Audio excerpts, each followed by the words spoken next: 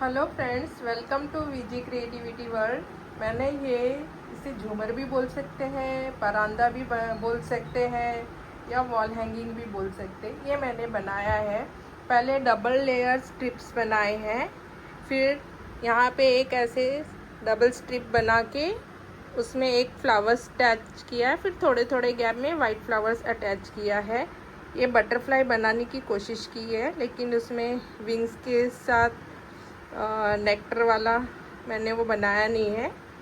और ये मैंने नीचे जो टेसल्स बोलते हैं वो टेसल्स बनाने की कोशिश की है। टेसल्स बोले तो वैसे वुल मैंने देखा वो निकल जाता है धीरे धीरे, तो उसके बदले मैंने ऐसे बनाया है। देखो, तो आप लोगों को ये कैसा लग रहा है?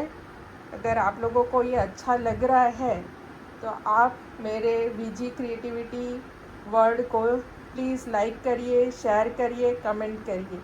Thank you for watching.